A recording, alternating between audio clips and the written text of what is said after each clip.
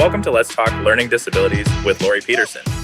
Laurie spends her days talking about dyslexia, dysgraphia, dyscalculia, and ADHD. She talks to students and adults who have had a lifetime of academic challenges. She's here to share their stories along with other insights with you. So let's talk learning disabilities. Hey everybody, this is Laurie. Welcome to our latest episode of Let's Talk Learning Disabilities. Today is really fun because I have with me Melinda and Crystalyn, who are now my new directors with us at DLS. And I'm so excited they agreed to join me today so that they can give some input. Welcome, girls. Hello. So really quick, if you guys don't mind, Crystalyn, I'll let you go first. Will you just tell us a little bit about you and how long you've been here and kind of what you did before you were with me? Yeah, so I've been here at DLS since January. So the time has flown by really, really quickly. Prior to joining, I taught for 7 years, general education and special education. And then I became a diagnostician in the public school setting, did that for about 4 years. And I wanted to change. I wanted to, of course, expand my expertise and get a little bit more experience and get to work with a different variety of people. I was in the elementary school setting doing a lot of initial evaluations and just kind of bogged down in that world a little bit. And it's just been a great experience, kind of opened up my mind to kind of seeing and visualizing all of the little babies that I was testing, in kinder and second and sixth grade, and now kind of seeing what that would look like as an adult and kind of helping them along that journey. So it's been really great. So I'm happy. We are happy you're here. Okay, so Melinda, tell us a little bit about you. Absolutely. So I have been here at DLS since last November. It has been a wonderful change for me. I have always been in the education sector for the last 16 years. I've taught everything from special education, general education. I've taught teachers. I was an educational diagnostician at elementary, middle, and high school level. I've done a little bit of everything whenever it comes to that sector. Prior to that, I also worked private sector before moving to the Metroplex, and that's always something I wanted to get back to. So this has been a very welcome change. I've loved being able to help and support people no matter what their age was. So whether that be the young children, the young adults as they're going into college, to be able to continue to receive those supports and kind of have an understanding of what it is that's been going on with them. So this has been just a great change. So really enjoying it. Yay. Well, I love having you guys here. And I think the reason that I wanted you guys to come on today is because you guys are both new to this setting. And I feel like you've had some time to really hear the questions that people have. And I was curious to kind of dig into some of the things that you guys have noticed. A lot of people ask when they call or when you're going over testing results, when you're either meeting with a client or the parent. And so I thought some of those frequently asked questions would be good to share. We haven't done one of these in a while, and because we do tend to get the same questions over and over again, I like to get them out there so that people can hear them. And I forgot to mention, really exciting, that our podcast was ranked 3rd recently on a poll for education-related, learning disability-related podcasts, which that's absolutely so exciting because it's why we do this, right? We want to get the information out there. We want it to be we want it to be helpful. We want people to feel empowered. And so I feel like this is a great way to do it. Let's answer some of those frequently asked questions. So what I had you guys do is give me some of the questions.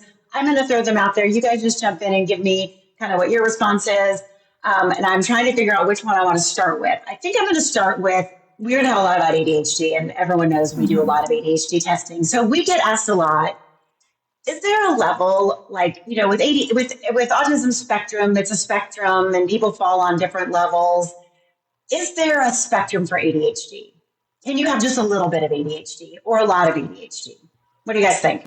I think the way we've been navigating that is, no, there's different types of ADHD in their presentations. We look at, are they predominantly inattentive? Are they showing that hyperactivity or impulsivity or both? We see that often. And so what I love about what we do is determining where exactly their executive functioning weaknesses are and how any accommodations or services that we can recommend can help that. So it's not necessarily a little bit or a mild case, it's more so how their ADHD is impacting their daily life. Absolutely. And I feel like a lot of people too, we have to talk about, depending on their age, they may have developed some compensatory strategies that make it not as impactful as maybe when they were children and they hadn't developed those strategies yet. Yeah. So in the same breath though, do you ever get asked that about dyslexia? Yeah, we get mild dyslexia all the time. Do you ever get asked, is it like a mild dyslexia or do you think it's pretty severe? Melinda, do you get asked that ever? I do.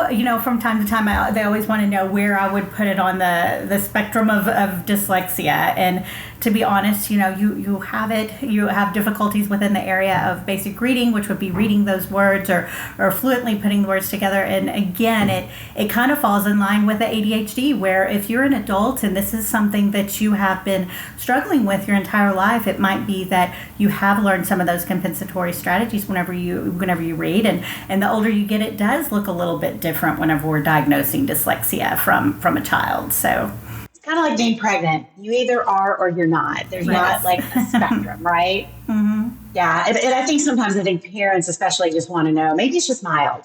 Maybe because I missed it and I didn't know it. Maybe it's because it's just mild. So if they say it's mild, I'll feel better. Yeah. Yes.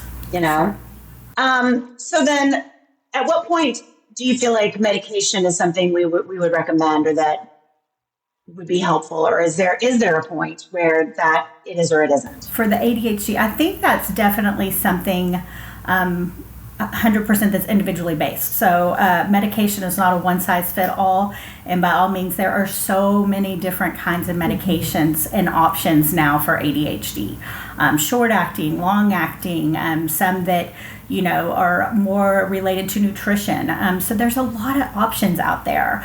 And we talk a lot, you hear a lot about stimulant and non-stimulant medications. And really it has to do with the individual person and what their symptoms of ADHD and how it presents within them. And that's, a question to have with your doctor whenever it gets to that point. But is medication the only option for ADHD? And it's just not right now. So there's a lot of things that can support your ADHD symptoms.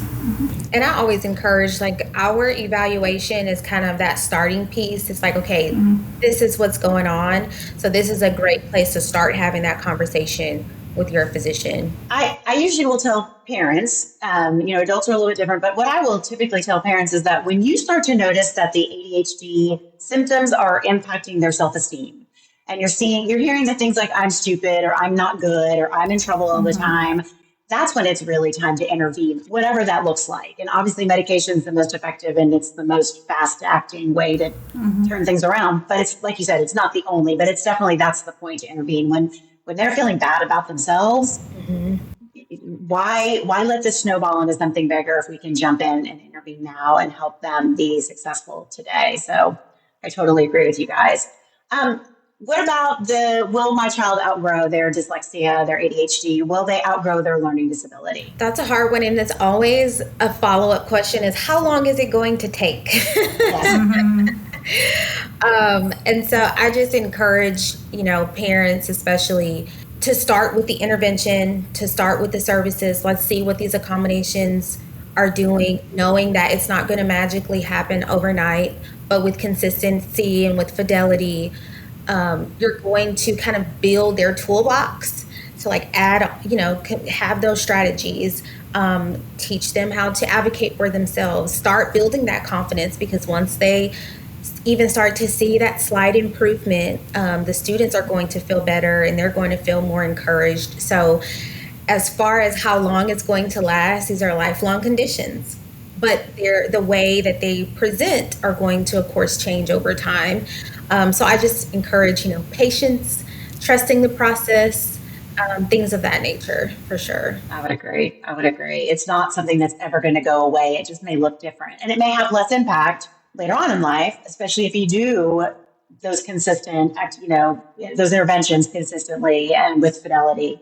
And learning what works once you've had those, it's important to keep using them, and it's okay to keep using them. And, we have individuals all the time who are still continuing to receive accommodations for their dyslexia for LSAT and bar exams. And, as it continues, it does look different, but it's okay to continue receiving those supports to make sure you can show how. Take advantage of what's out there. Take advantage of the supports. Okay, so then what about this one? And we do get asked this one, and it does always break my heart.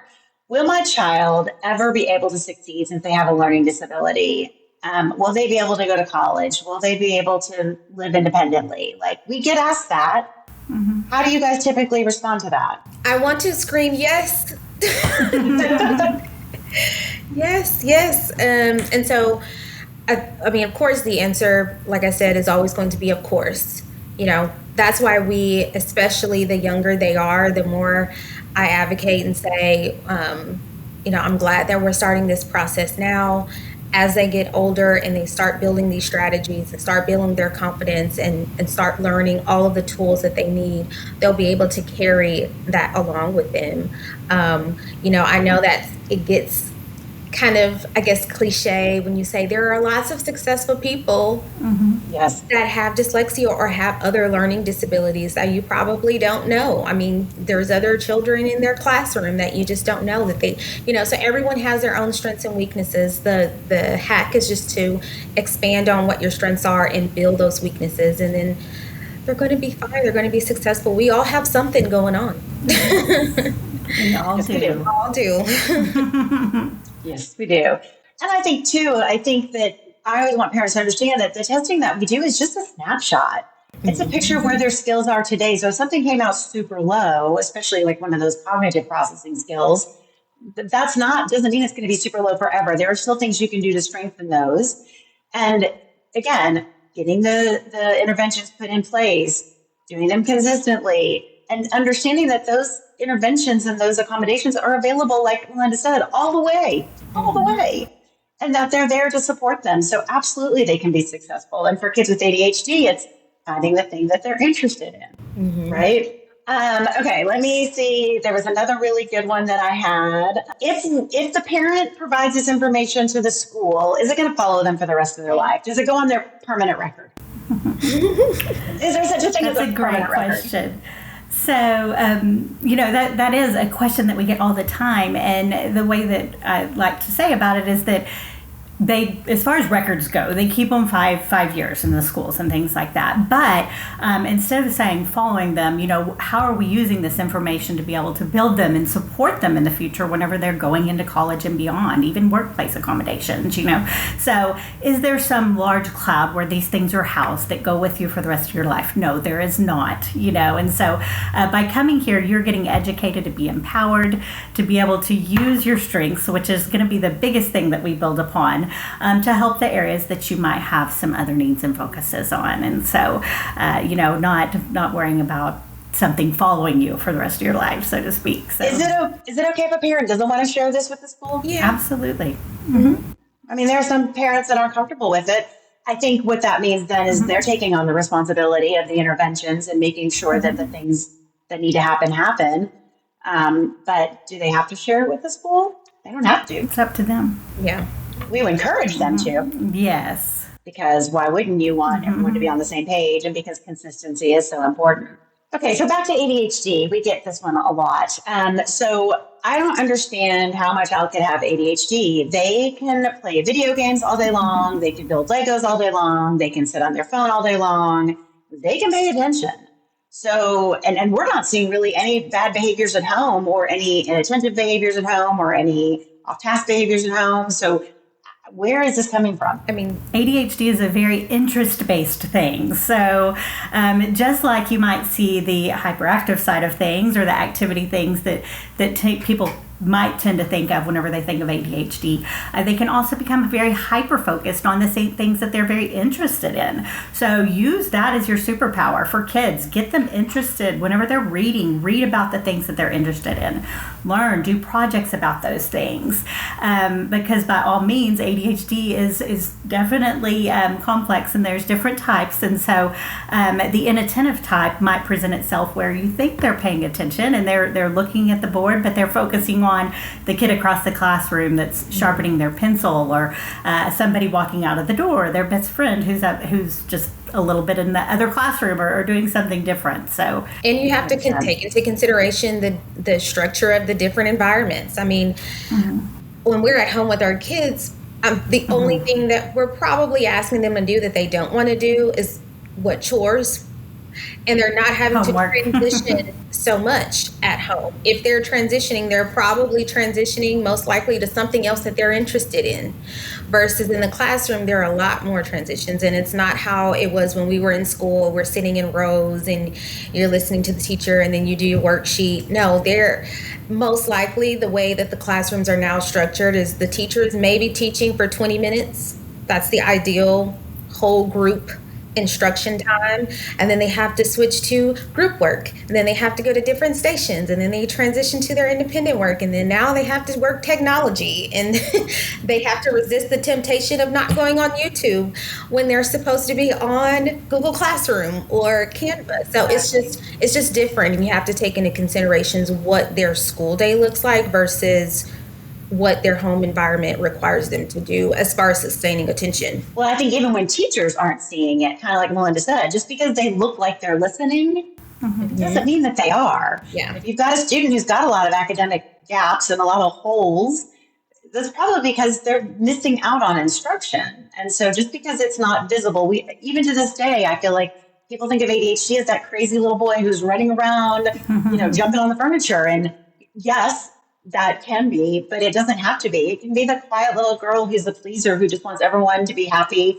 with her performance, and she's going to sit quietly and think about a million other things. Yeah. So it's not something that's always visible, even though it sure is easier to diagnose when it is. Oh, let's quickly talk about anxiety, test anxiety.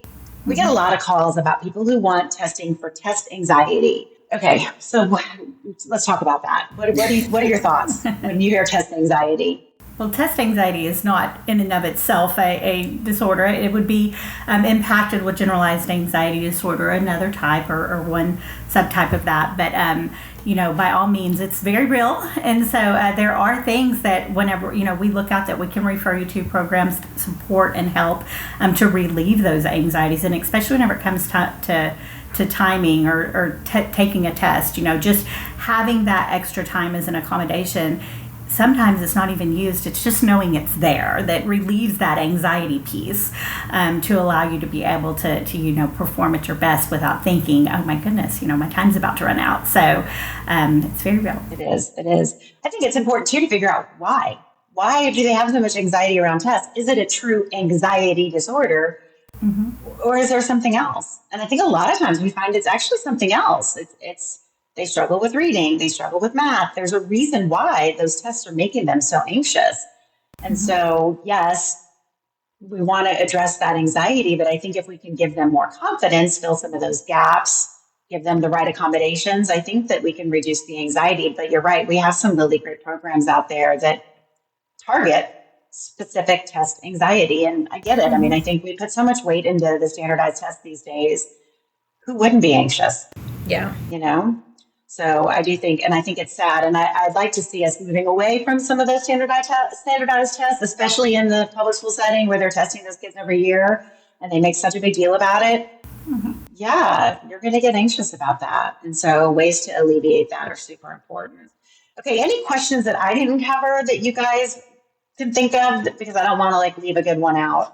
I think those are the dyslexia one. I mean, I always feel like I have to come back to dyslexia is not reversing letters. I feel like we talk about that every week, but it's not reversing letters. It's not writing backwards. It's a myth that we all sort of carry forward, even when we misspell something or write a letter backwards or transpose numbers. We're like, oh, it's not dyslexia. Not dyslexia, right?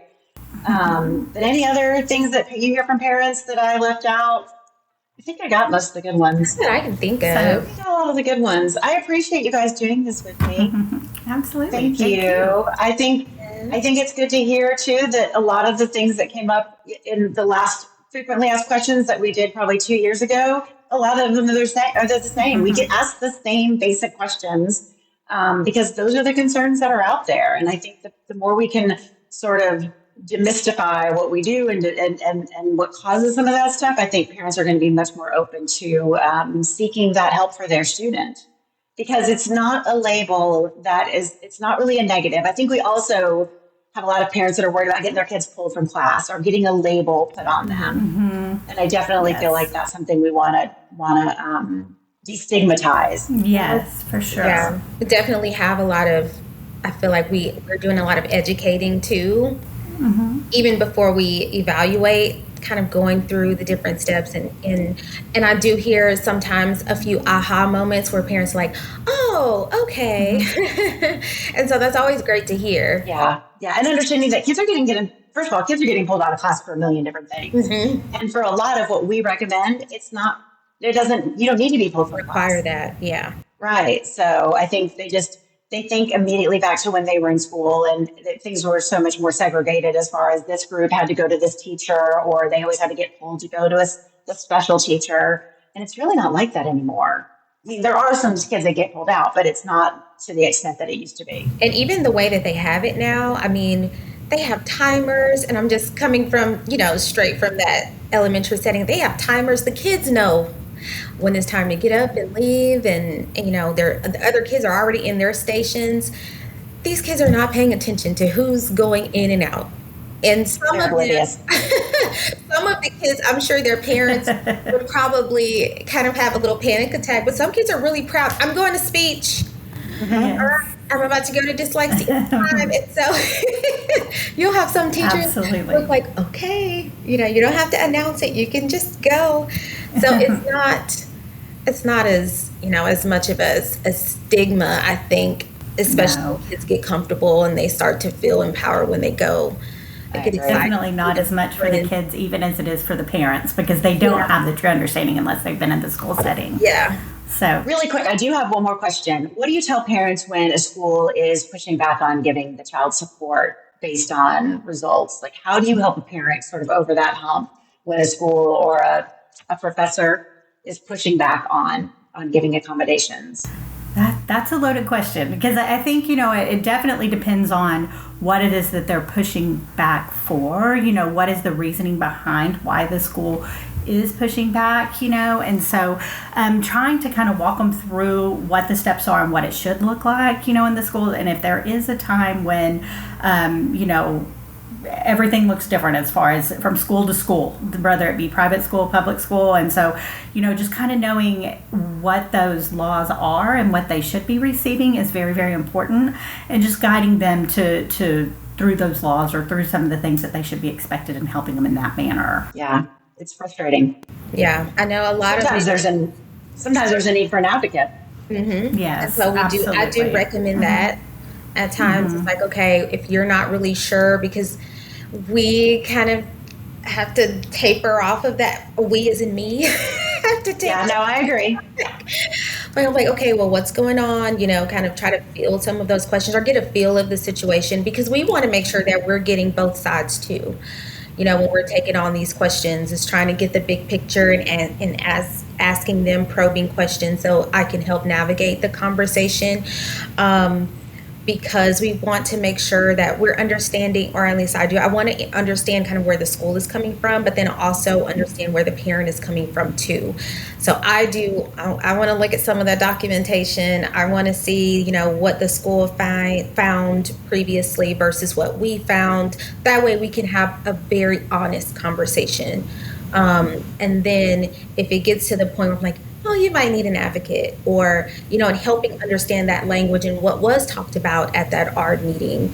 So I kind of... Yeah, and I think through realistic expectations too from the parent, making sure that they are asking for something that's realistically available based on the findings. I've had two parents recently reach out to me about accommodations on different tests that when I really went back and looked, they don't really need them. I mean, our testing doesn't support that. And I that's a bummer, but I can't come up with a justification as to why this would lead to this. And so it's more, if the student hasn't been getting it and they've been doing okay, then let's not rock the boat. So it's very hard. It's a very sticky subject sometimes, but helping, I think, again, just educating the parents. And then again, you're right. If they need an advocate, we can connect them. And those people are amazing. Yeah. Those people are amazing. All right. Well, thank you, girls. Thank you for spending a little bit of time with us today. I really appreciate it. And if listeners, if you guys have questions or any ideas about topics you want to hear, feel free to email us at letstalklearningdisabilities@gmail.com. Otherwise, I hope you guys have a great day. Thanks so much. Awesome. Thank you. Bye. Bye.